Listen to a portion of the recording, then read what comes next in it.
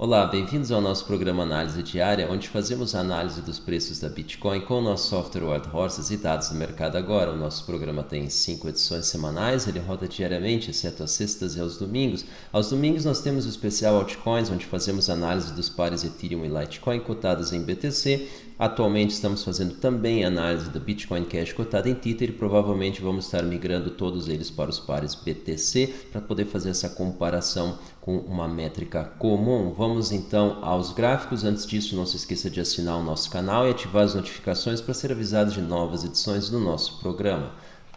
Os gráficos, então, aqui nós temos Bitcoin cotado em Tether na Exchange Binance, o preço de fechamento diário, os preços enquadrados em canais pelo nosso software Wild Horses, que, segundo ele, melhor representa o seu comportamento, e o fundo do gráfico apresenta uma reta colorida com o volume negociado nas exchanges Binance, OKEX e Huobi, representados enquanto os desvios padrão eles se encontram acima da média nos últimos 59 dias, e aí nós vemos que o volume começou a fazer uma leve inclinação no dia de ontem, por isso essa tarja avermelhada aqui, um tom um pouco mais vivo, e acreditamos que no dia de hoje vamos ter um volume ainda menor. Nós já vamos ver isso no mercado agora. Isso não indica para nós uma continuidade das altas pelo próximo dia, o dia de hoje, o dia de amanhã também, quem sabe, exceto se o volume voltar a crescer. Isso não implica uma reversão na tendência, mas isso pode fazer alguns testes a suportes ou simplesmente manter os preços onde estão. Se nós vamos olhar no mercado agora, nós vamos ver que nós fizemos uma alta de provavelmente $50 aí nas últimas horas,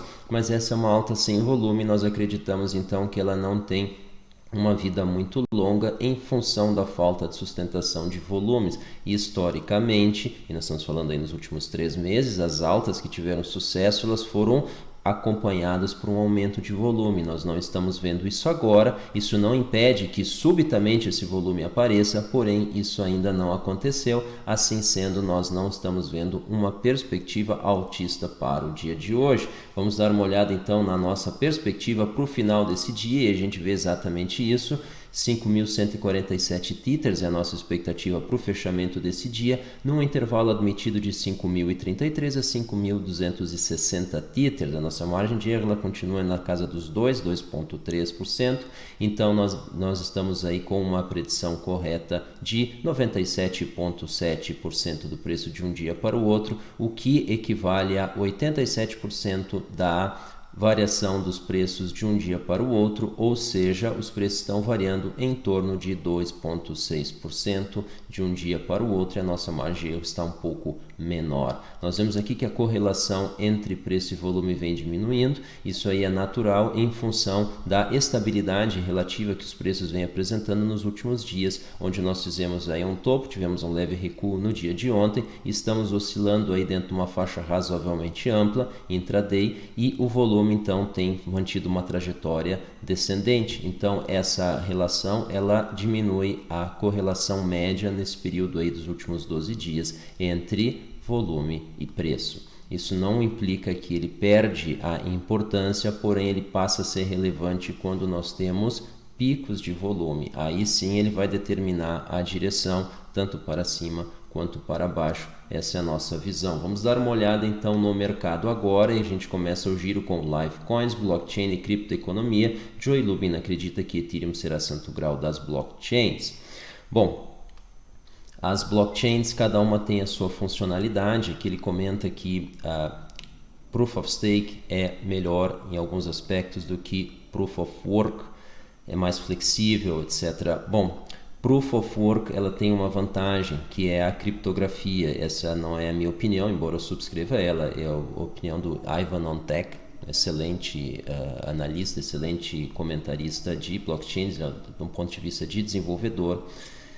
Ele comenta o seguinte, que a alteração de dados em qualquer dos blocos vai requerer o retrabalho da prova de trabalho, ou seja, toda a computação adicional que é feita para conseguir emitir o bloco, ela tem que ser refeita para todos os blocos posteriores. Então isso dá uma certa segurança, porque isso adiciona tempo a cada esforço que vai ser feito para fazer uma alteração na blockchain. Em Proof of Stake isso não existe.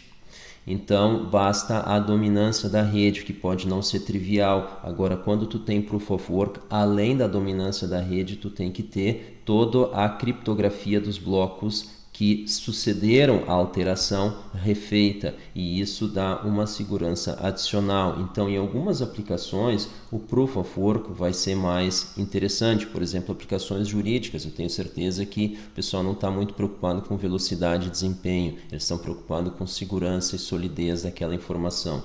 Já em outras aplicações mais dinâmicas, onde a alteração de dados não é tão importante, por exemplo, vamos pegar jogos, se o placar de um jogo há 2 anos atrás vai ser alterado, isso não tem muito valor e não precisa se precaver sobre alguma coisa que provavelmente essa alteração não vai ter valor para quem for fazer.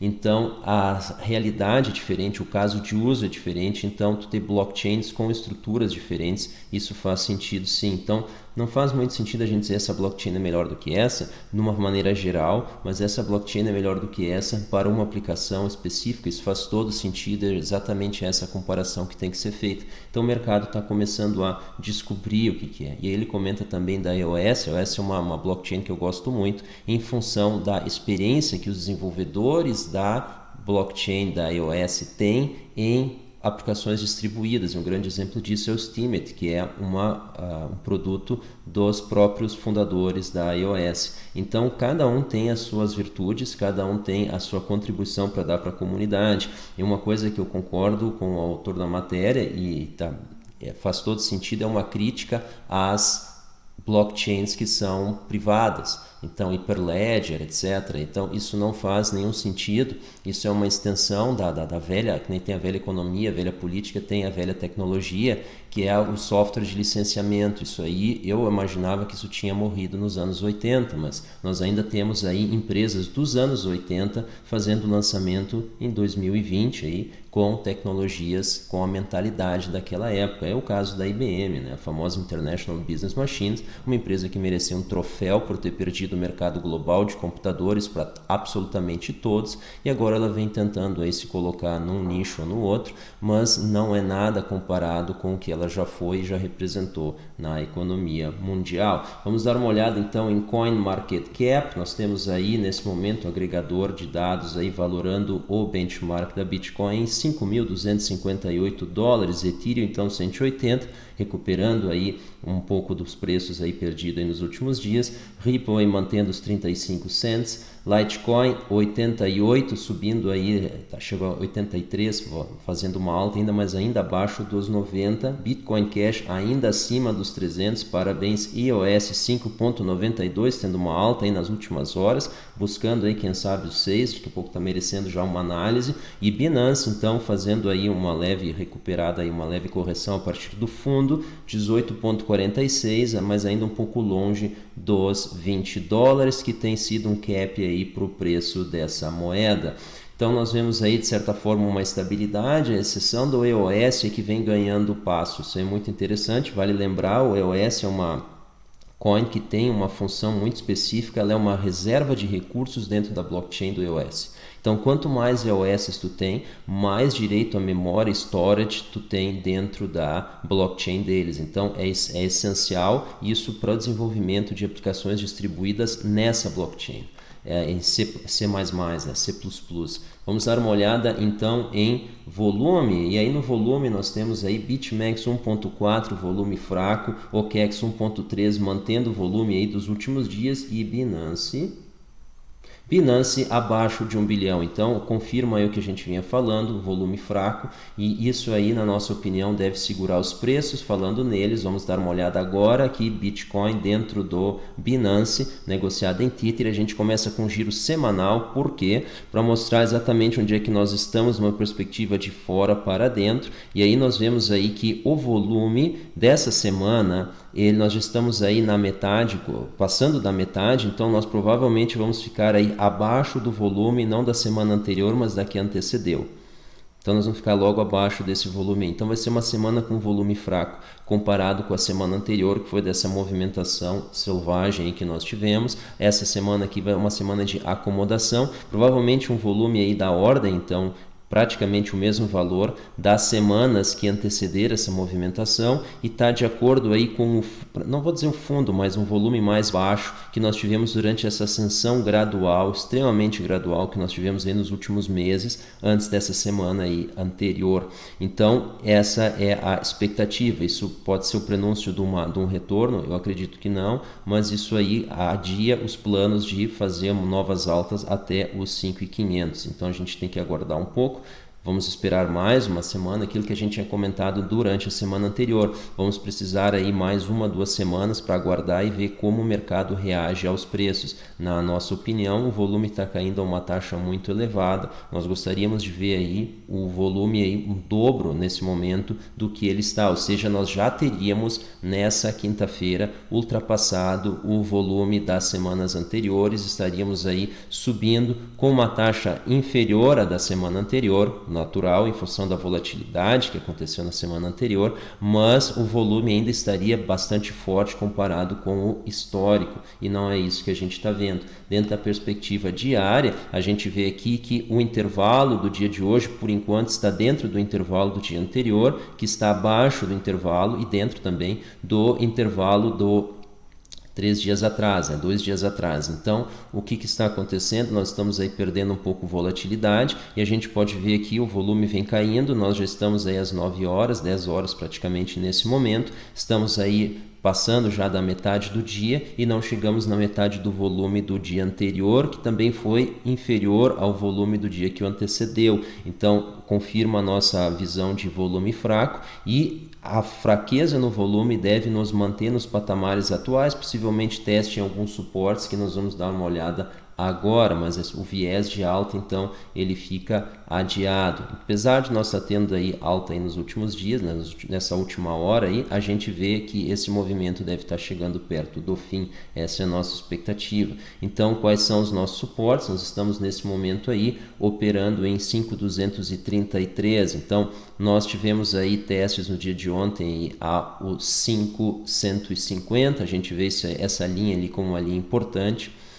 Essa linha aí deve segurar aqui um pouco mais acima, talvez aqui, mas a virada dos preços foi aqui 5.170, então a gente pode colocar isso aí como um suporte, a gente poderia estar fazendo testes ali, e aí nós temos aí os tradicionais 5.100, 5.000, 4.890 como suportes, tá? Nós não acreditamos que a gente vai ter testes tão ali no fundo, abaixo dos 5.000, mas a gente pode fazer testes sim até os 5.100 se a fraqueza no volume continuar durante as próximas horas. Do contrário, a gente deve ficar orbitando aí dentro dessa faixa, algo próximo aí do que nós tivemos nas últimas horas, mas a gente não pode esquecer, a Bitcoin é um ativo tradicionalmente volátil e ele tem essa característica aí de grandes oscilações intraday. Então, nesse caso, a gente vê esses suportes, mas nós não vemos isso como uma mudança de tendência.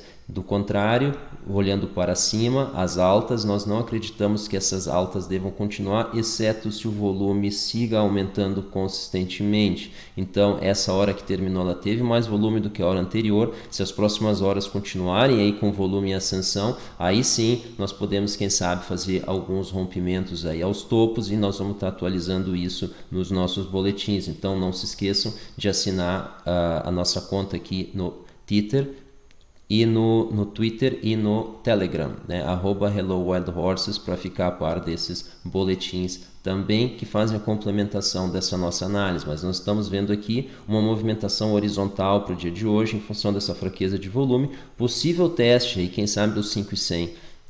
É um pouco cedo para estar falando, nós estamos aí com um leve aumento de volume, mas isso é possível. Agora nós havemos as chances de nós continuar com a alta que a gente vinha tendo aí nesses últimos dias, essa chance é menor em função da fraqueza no volume, salvo se nós tivermos uma alteração nesse comportamento para as próximas horas, tá? Pessoal, muito obrigado, essa foi a nossa análise para o dia de hoje. Nós agradecemos a atenção, nós agradecemos a audiência. Qualquer coisa que nós falamos que não ficou claro, por favor, coloque as perguntas nos comentários. E do contrário, se nós falamos alguma coisa que vocês considerem importante, compartilhem com seus colegas e amigos. Pessoal, até o nosso próximo programa. Tchau!